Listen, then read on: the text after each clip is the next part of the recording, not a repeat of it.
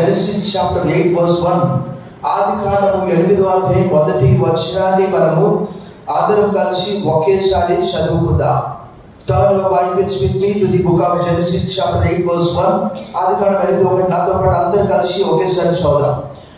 దేవుడు నోవహును అతనితో కూడా ఓడలో ఉన్న సమస్త జంతువులను సమస్త పశువులను జ్ఞాపకము చేసుకొనెను. దేవుడు భూమి మీద వాయు విసరినట్లు చేయడం వల్ల నీళ్లు.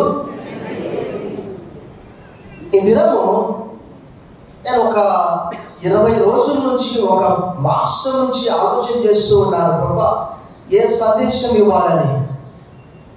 మీకు అర్థమవుతుందా?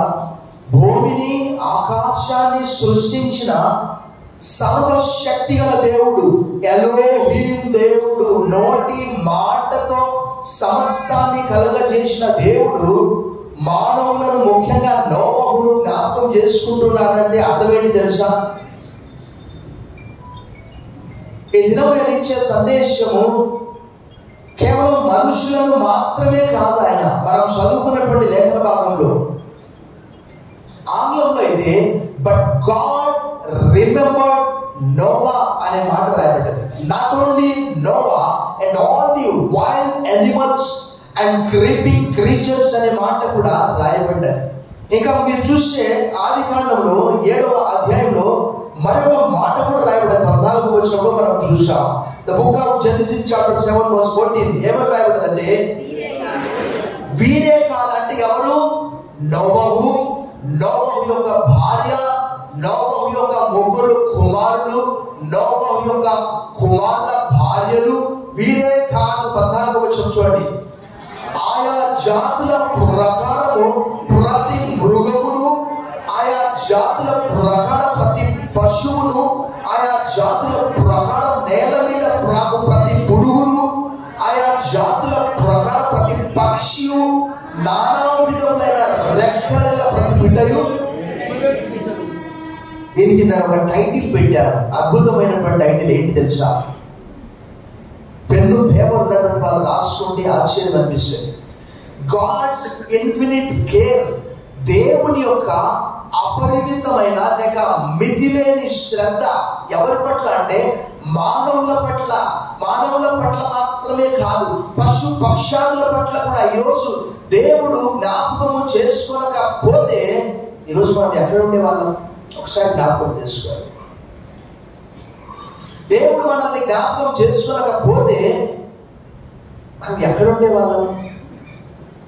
దేవుడు నోవహును జ్ఞాపకం చేసుకున్నాడంటే అర్థం ఏంటి తెలుసా? ప్రపంచం అంతా కూడా జల ప్రళయంలో మునిగిపోయింది. ఒక్కసారి మనము బొమ్మ పురుషులాగా ఇది మంచి చెడు గురించి ఆలోచన చేస్తాం. ఎన్ని వరదలు వచ్చాయి, ఎన్ని భూకంపాలు వచ్చాయి.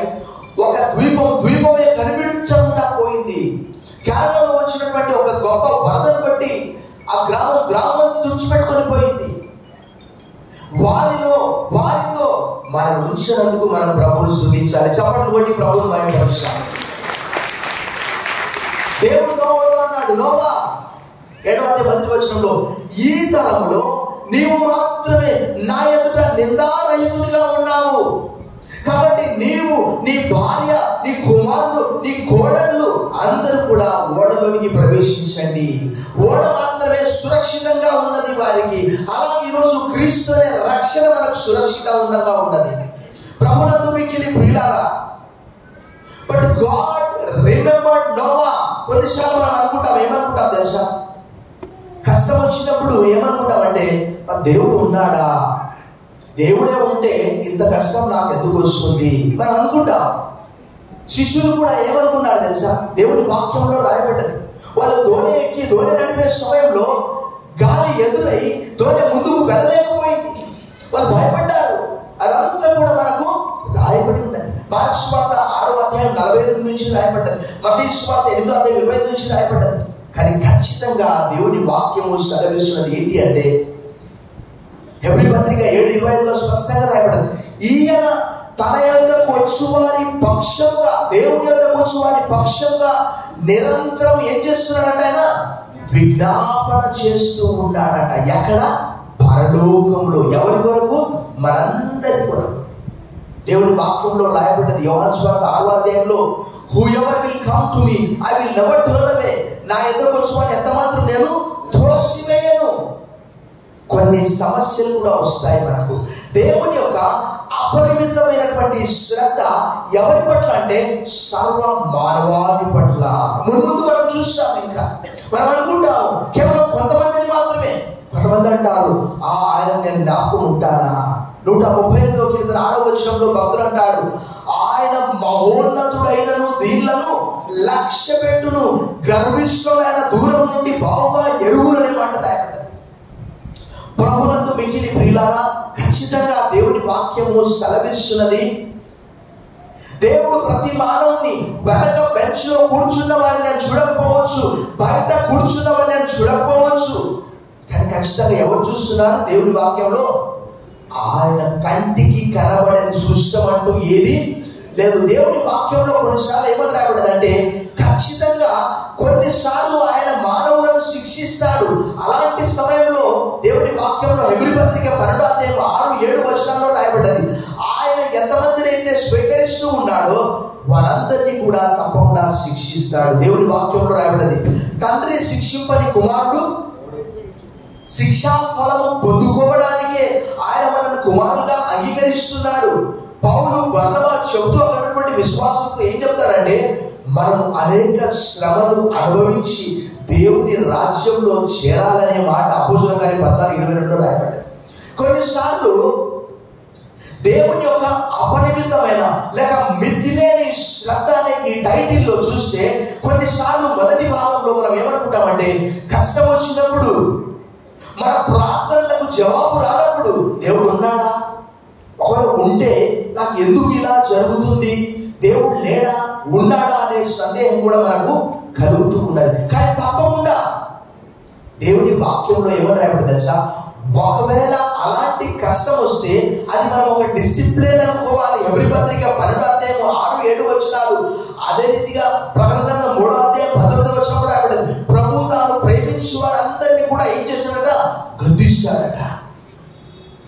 తప్పకుండా మనం ఏమనుకుంటామంటే, మన ప్రార్థనలకు జవాబు రానప్పుడు, మనకు కష్టం వచ్చినప్పుడు, ఎలాగైతే శిష్యులు ఏటికి ఎదురీదినట్లు మార్క్స్ వార్త 6వ అధ్యాయం 45-50 వచనాల్లో, మత్తయి వార్త 8:25లో అక్కడ రాయబడేదిగా, కష్టం వచ్చినప్పుడు మనం ఏమనుకుంటామంటే దేవుడు మర్చిపోయాడేమో అనుకుంటాం.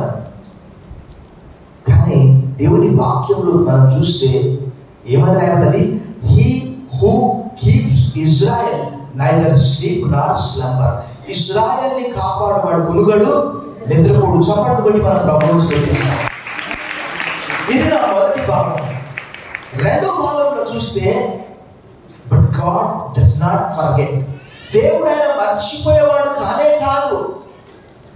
ఇశ్రాయేలు ప్రజలు ఇలా అనుకున్నారట. ఏమనుకున్నారట, యెహోవా సీయోనును మరచి ఉన్నాడు, ప్రభు మమ్మను విడిచిపెట్టి ఉన్నాడు. యెషయా గ్రంథం 49:14 రాయబడ్డది. వారు అనుకున్నారట. కానీ దానికి జవాబుగా నేను ఒక పల్లవి చరణం పాడతాను. ఈ పాట బహుశా మనలో చాలా మందికి వస్తుంది.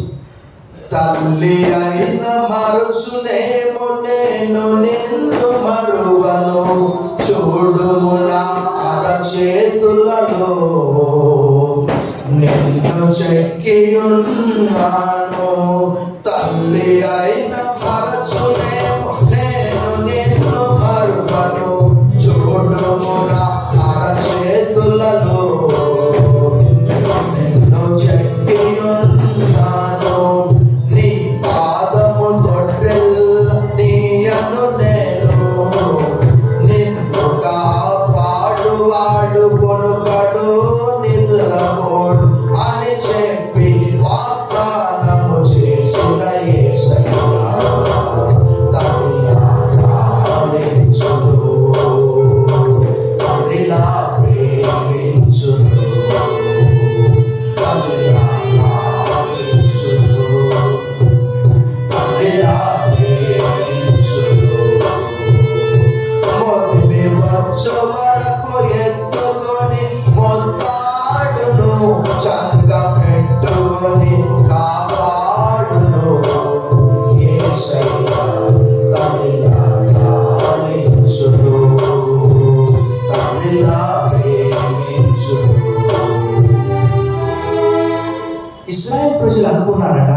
ఏమనుకున్నారంట? ఆయన ప్రభు మర్చిపోయి ఉన్నాడు. దేవుని వాక్యంలో కీర్తన గ్రంథం 30వ కీర్తన 5వ వచనంలో ఏమని రాయబడింది తెలుసా? His anger is for a moment. ఆయన కోపం ఎంతసేపట? నిమిషం మాత్రమే. ఆయన దయ ఆయుష్కాలమంతా నిలుచును. His favour is for a lifetime. Weeping may linger for the night but joy comes with the morning. సాయంకాలంలో ఏడుపు వచ్చి రాత్రి ఉండినను ఉదయంన చాపట్టు కొట్టి ప్రభువును కనపరచు. ఇశ్రాయేల్ ప్రజలు అలా అనుకున్నారు. 49వ అధ్యాయం 14వ వచనంలో ఏమనుకున్నారు? ప్రభు మమ్మల్ని మర్చిపోయి ఉన్నాడు. అదే యెషయా గ్రంథం 54వ అధ్యాయం 7-8 వచనాల్లో ఏమని రాయబడింది తెలుసా? నిమిషం మాత్రము నేను నిన్ను విసర్జించింది, గొప్ప వాత్సల్యంతో నేను నిన్ను సమకూర్చింది. కేవలం ఎంతసేపు ఆయన మర్చిపోయింది మనను? ఒక నిమిషం. దేవుని వాక్యంలో చాలా ఉన్నాయి. 104వ కీర్తన 28వ వచనంలో కూడా రాయబడ్డది. అదే 30వ కీర్తనలో కీర్తనగాడు అంటాడు, నీవు ముఖము మరుగుపరుచుకుంటే నేను కలత చెందుతున్నాను ప్రభువా. 104వ కీర్తన 25వ వచనంలో పశువులు పక్షులు సైతము నీవు ముఖము మరుగుపరుచుకుంటే ఆయన కలత చెందుతూ ఉన్నాయట. దేవుని వాక్యంలో ఏమనబడ్డది? నీ తోడు లేక నీ ప్రేమ లేక ఇలాలోన ఏ ప్రాణి నిలువలేదు. నీ తోడు లేక నీ ప్రేమ లేక ఇలాలోన ఏ ప్రాణి నిలువలేదు. అడవి పువ్వులే నీ ప్రేమ పొందగా, అడవి పువ్వులే నీ ప్రేమ పొందగా, నా ప్రార్థన ఆలకించువా ప్రభువా, నా ప్రార్థన ఆలకించువా. ఎన్ని తలచినా ఏది అడిగినా జరిగేది నీ చిత్తమే ప్రభువా, జరిగేది నీ చిత్తమే. ఆపదలో నన్ను వెన్నాటి ఉన్నా నా కాపరి నీవై నన్నాదుకొంటివే. ఆపదలో వెన్నాటి ఉన్నా నా కాపరి నీవై నన్నాదుకొంటివే. లోకమంతయు నన్ను విడచినా, లోకమంతయు నన్ను విడచినా నిన్ను వేరు చేయము ప్రభువా, నిన్ను వేరు చేయము. ఎన్ని తలచినా ఏది అడిగినా జరిగేది నీ చిత్తమే ప్రభువా, జరిగేది నీ చిత్తమే. దేవుని అద్భుతమైనటువంటి ఆశ్చర్యకరమైనటువంటి శ్రద్ధలో మొదటి భాగంలో మనం ఏం చూసామంటే, కష్టం వచ్చినప్పుడు ఏమనుకుంటామంటే, శోధనలో పడిపోయినప్పుడు దేవుడు లేడేమో, మర్చిపోయాడేమో. కానీ ఆయన మర్చిపోయేవాడు కాదు. రెండో భాగం. మూడో భాగంలో చూస్తే ఆయన ఎలాంటి వాడంటే, గాడ్ కేర్స్ ద లీస్ట్. అతి చిన్న వాటిని కూడా, చిన్న పిల్లలు మొదలుకొని అక్కడ ఏమని రాయబడ్డదంటే, లూకా సువార్త 12వ అధ్యాయంలో 6-7 వచనాలు ఏమని రాయబడ్డదంటే, 5 పిచ్చుకలు 2 కాసులకు అమ్మబడును కదా, ఆయనలో వీటిలో ఒక్కటి కూడా మరుగుపడదని మాట రాయబడ్డది. ఆకాశ పక్షులను చూడండి, అవి విత్తవు, కోయవు, కొట్లలో కూర్చుకొనవు, ఆయనను మీ పరలోకపు తండ్రి వాటిని పోషించుచున్నాడు. మీరు వాటికంటే బహు శ్రేష్ఠులు కాదా? పక్షులను కూడా ఆయన పోషిస్తూ ఉన్నాడట. చిన్నపిల్లలు యేసు ప్రభు వారిని మత్తయి సువార్త 21వ అధ్యాయం 16వ వచనంలో దేవాలయంలో దావీదు కుమారునికి జయము. నేను ఇప్పుడు చెప్తాను, మీరు చెప్పండి. దావీదు కుమారునికి అంటే మీరు జయమనండి. దావీదు కుమారునికి ఆ పిల్లలు అలా అరుస్తూ ఉన్నారు. వాళ్ళు ఏమన్నారు? శాస్త్రులు, ప్రధానులు వాళ్ళందరూ ఏమన్నారంటే, ఆ చిన్న పిల్లల్ని నోరు మూసుకోమని చెప్పండి. ప్రభు ఏమన్నాడు తెలుసా? బాలుల యొక్కయు చంటి పిల్లల యొక్కయు నోట స్తోత్రము సిద్ధింపజేసి ఉన్నావు. చప్పట్లు కొట్టి ప్రభువును భయపరుస్తాను. చిన్నపిల్లల నోట ఏముందట? దేవుని స్తోత్రం ఉన్నదట. ఒకవేళ వారు కేకలు వేయకపోతే ప్రభు ఏమన్నాడు? రాళ్ళు కేకలు వేస్తాయట. ఇంకా మరొక గుడ్డివాడు దేవుని వాక్యంలో చూస్తే మార్క్స్ వార్త 10:46 వచ్చినప్పుడు ఏమని రాయబడింది తెలుసా? ఎరికో మార్గంలో ఆయన వెళ్తూ ఉన్నాడు. వెళ్ళే సమయంలో యేసు ప్రభు వారు వెళ్తూ ఉన్నాడన్న సంగతి అతనికి తెలిసింది. అతను ఏమన్నాడు చెప్పండి బిగ్గరగా? బాతిమై కుమారుడు, దావీదు కుమారుడా నన్ను కరుణింపు, son of David have mercy on me, son of David have mercy on me అరుస్తూ ఉన్నాడు. అందరూ ఏమన్నారే? దొరకసుకో. చూడండి 10:49 వచ్చిన ఒకసారి మనం చూసాం. అక్కడ మార్క్స్ వార్త 10:49 వచనంలో ప్రభువు అతని మాట విని ఏం చెప్పాడో మనం ఒకసారి మనం చూసాం. 10:49 వచనం చూసాం. అప్పుడు యేసు ఏం చేశాడట?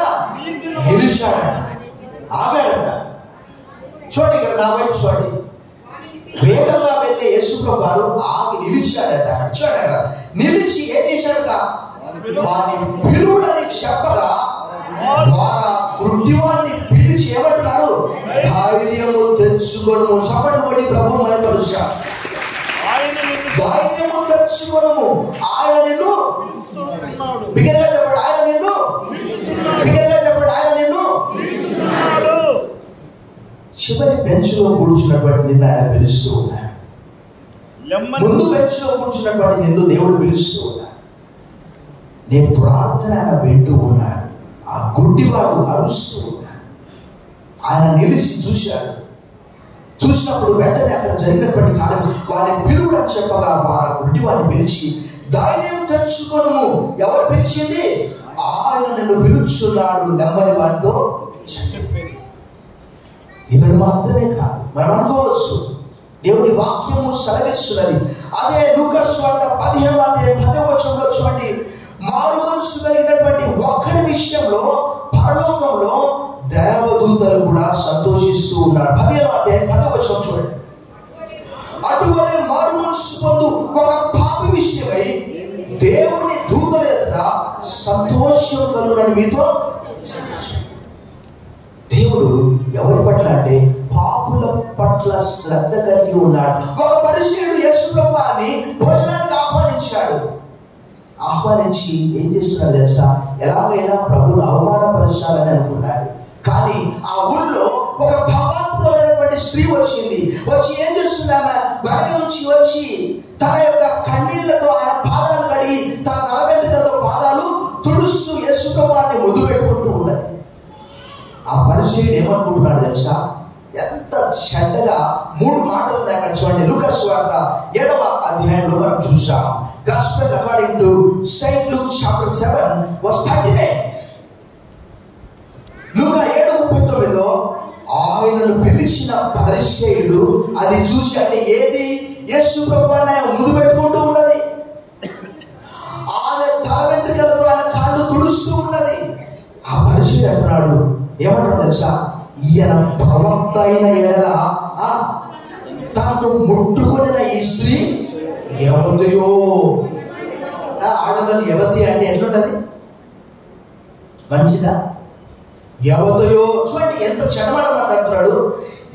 ఎవరియో ఎటువంటిదో ఎరియుడును ఇది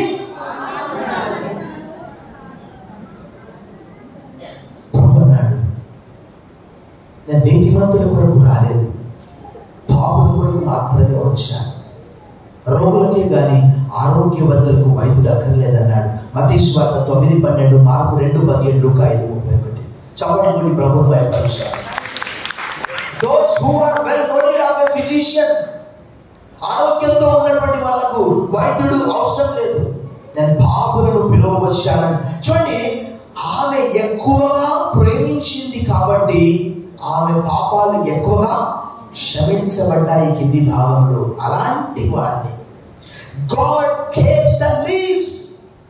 సమాజము సంఘము తిరస్కరించినటువంటి వారిని ఆయన ప్రేమిస్తూ ఉన్నాడు. అది ఆయన ప్రత్యేకమైనటువంటి శ్రద్ధ. లూకాసు వార్త 19:7 చూడండి, జక్కయ్య గురించి మనం చూద్దాం. అక్కడ gospel according to Saint Luke chapter 19:7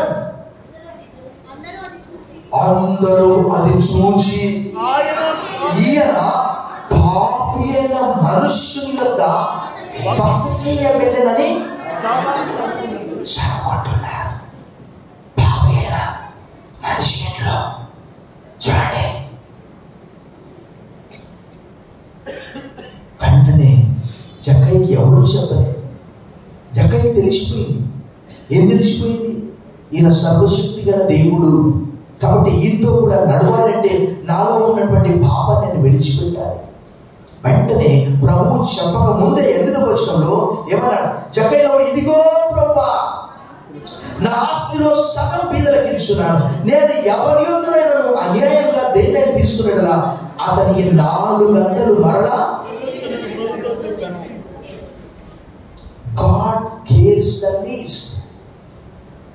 ఎవరైనా పర్లేదు, ఆయన మర్చిపోయేవాడు కానే కాదు. Can a woman forget her nursing child? స్త్రీ తన గర్భమున పుట్టిన చంటి బిడ్డను కరలిపోకుండా మర్చిపోతుందా? Sometimes she may, when she sleeps she may forget. తను నిద్రపోయినప్పుడు మర్చిపోవచ్చు. ఇందాక మనం పాడుకున్నటువంటి ఆ మాట, కానీ నేను నిన్ను చూడుము, నేను నా అరచేతుల మీద నీ ప్రాకారం నిత్యము నా ఎదుట ఉన్నది. సో చెప్పినటువంటి వాడు మనిషి కాదు. ఈ సువార్తల్లో మనం చూసినప్పుడు ఈ 3 విషయాలు మనం గమనిస్తాం. ప్రభునందు మిక్కిలి ప్రియులారా, మన జీవితంలో ఎంత పెద్ద కష్టమైనా రావచ్చు, ఎంత పెద్ద నష్టమైనా రావచ్చు, దేవుని వాక్యం మనం చదివినప్పుడు చాలా జాగ్రత్తగా అక్కడ ఆలోచన చేస్తూ ఉన్నప్పుడు ఈ వాక్య భాగాలన్నీ కూడా చిన్నపిల్లలు మొదలుకొని పెద్దవారి వరకు, లూకాసు వార్త 12వ అధ్యాయంలో మరొక లేఖన భాగాన్ని మనం చూసాం. Gospel according to Saint Luke chapter 12. చూడండి, అక్కడ ప్రభు ఏమన్నాడు? 12వ అధ్యాయంలో అక్కడ ఏమని రాబడిందంటే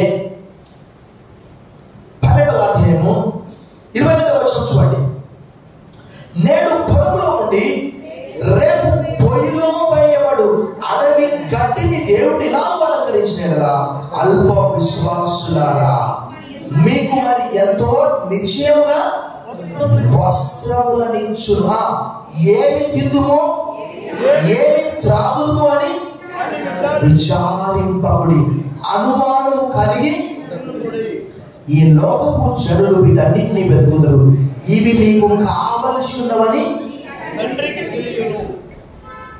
దేవుని వాక్యంలో ఒక మంచి మాట రాయబడింది. ఏంటి అంటే, మీరు వేకువనే లేచి చాలా రాత్రి అయిన తర్వాత కష్టార్జితమైన ఆహారం తినుచుండా వ్యర్థము, తన ప్రియులు నిద్రించుండగా చప్పట్లు కొట్టి ప్రభువును మహిమపరచాలి.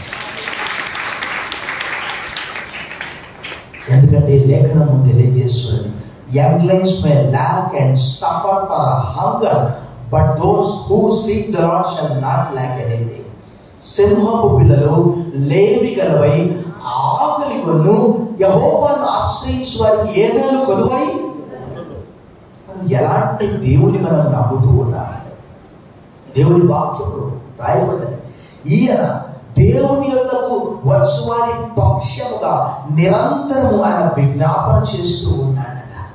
సో ఆయన ఒకవేళ మనం జ్ఞాపకం చేసుకోలేకపోతే మనం ఈ దినం ఇక్కడ ఉండేవాళ్ళం కానీ కాదు. God cares the least. వారు చిన్నవాడు కానీ, వారు పెద్దవాడు కానీ, వారు పాపులు కానీ, ఎవరైనా పర్వాలేదు, ఆయన ప్రతి ఒక్కరిని కూడా ఈరోజు జ్ఞాపకంలో ఉంచుకుంటున్నాడు. మనం మర్చిపోకూడదు. ఆయన మర్చిపోయేవాడు కానే కాదు.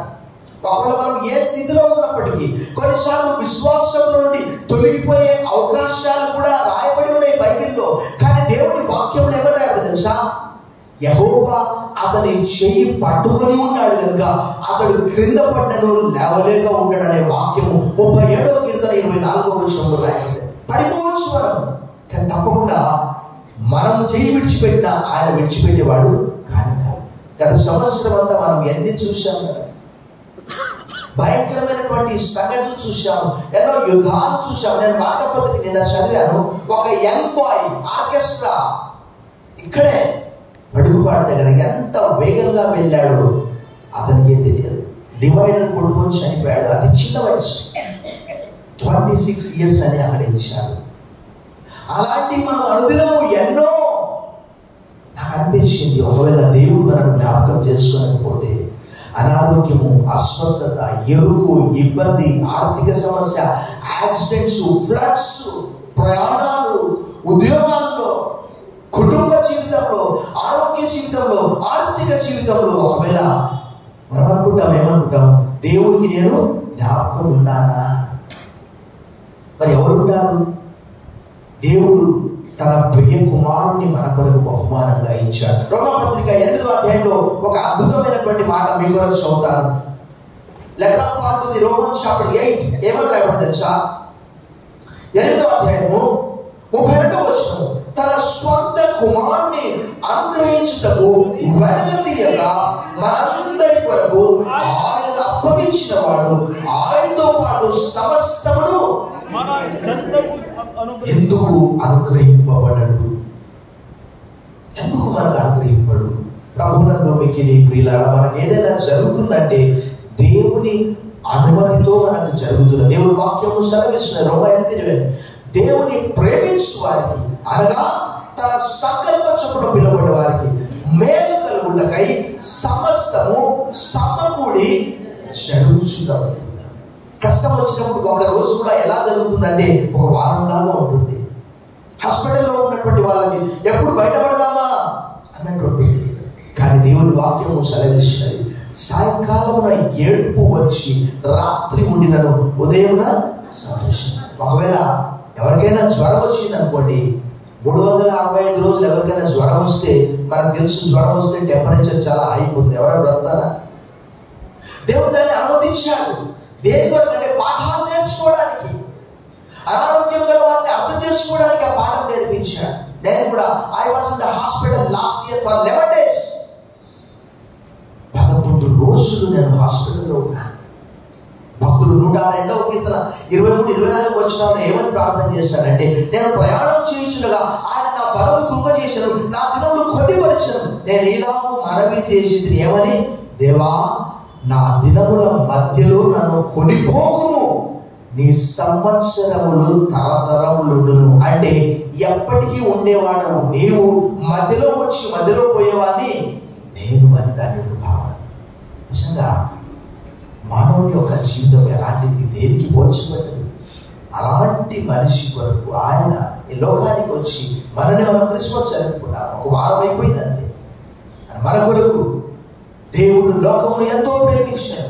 కావాలి తన అద్వితీయ కుమారుడిగా పుట్టివాడి విశ్వాసం ఉంచున్నది వాడు నశింపక నిత్యజీవం పొందినట్టు ఆయన అనుగ్రహించారు. For God so loved the world that he gave his only begotten Son.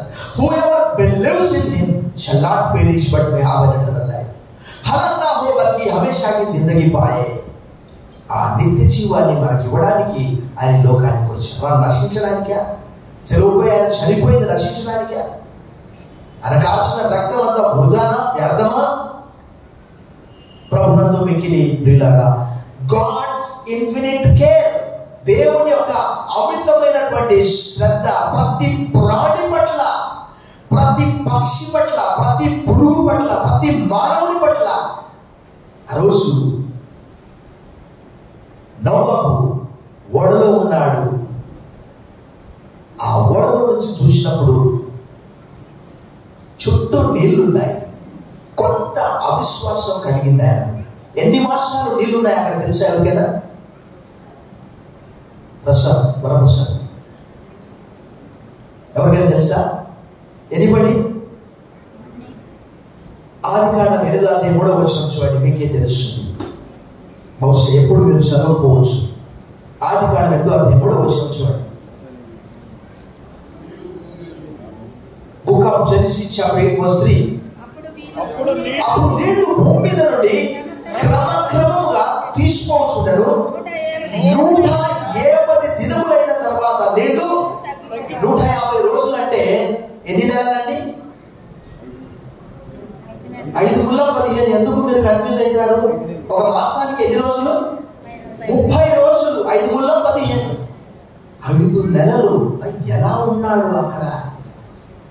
మన జీవితంలో కూడా అలాంటివన్నీ కూడా కలుగుతూ ఉంటవి. కష్ట నష్ట దుఃఖ వ్యాధి బాధ, వెలుగు చీకటి, చేదు తీపి అన్ని నేర్పిస్తాడు దేవుడు. కానీ మనం ఏమాత్రము విడిచిపెట్టేవాడు కాదు. ఈ నూతన సంవత్సరంలో నేను 2024 మాత్రం బాగా అనుభవించాను దేవుని సన్నిధిని. కారణం ఏంటంటే ఎక్కువగా వాక్యం నేర్చుకున్నాను, ఒక్క సెకండ్ కూడా పోనీయకుండా. సో మీరు కూడా 2025వ సంవత్సరంలో దేవుని వాక్యాన్ని 52 వారాలు క్రమంగా మందిరానికి హాజరై ప్రతిరోజు కూడా 4 అధ్యాయాలు చదివి 1189 అధ్యాయాలు ఉన్నవి, 66 పుస్తకాలు ఉన్నాయి. పాత నిబంధనలో 39, కొత్త నిబంధనలో 27, మొత్తం 66 పుస్తకాలు, 1189 అధ్యాయాలు.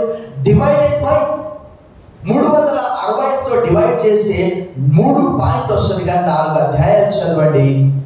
లోకమునకు దూరంగా ప్రభువుకు సమీపంగా జీవించండి. తల వంచండి, చిన్న ప్రార్థన చేశాను. సర్వశక్తి గల దేవా, ఈ దినము ఈ ప్రత్యేకమైనటువంటి కనిపెట్టుకొని ఉండే ఆరాధన, నూతన సంవత్సరము 2025 మొట్టమొదటి దినము నీ సన్నిధిని సంపూర్ణ సంతోషం గలదు. నీ కుడి చేతిలో నిత్యము సుఖములు గలవు. జీవ మార్గమును నాకు తెలియజేసి ఉన్నావు.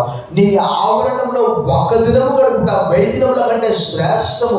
భక్తిహీనుల గుడారంలో నివసించడం కంటే నా దేవుని మందిర ద్వారంతో నాకు ఇష్టం. ఇది మొదలుకొని నీ కనుదృష్టి మాపై ఉంచుమని ప్రత్యేకంగా ప్రార్థిస్తున్నాను. ఈ నూతన దినము, మొదటి దినము, మొదటి మాసము 2025 నీ సన్నిధి నుండే మంచి తరుణాన్ని దయచేశారు ప్రభా, నీకు వందనాలు. ఈ దినం ఎంతమంది అయితే ఈ కనిపెట్టుకొని ఉండి ఆరాధనలో పాల్గొన్న వారి కొరకు ఒక్కొక్కరి కొరకు ప్రార్థిస్తున్నారు. వ్యక్తిగత, కుటుంబ, ఆధ్యాత్మిక, ఆరోగ్య, ఉద్యోగ, వ్యాపార జీవితాల్లో సక్సెస్ దయచేయండి. ఎహెజ్కేలు 36:11 మునుపటి కంటే అధికమైన మేళ్ల చేత ఆశీర్వదిస్తారని వాగ్దానం చేసినందుకు వందనాలు చెల్లిస్తూ యేసు నామములో ప్రార్థిస్తున్నాం తండ్రి, ఆమేన్.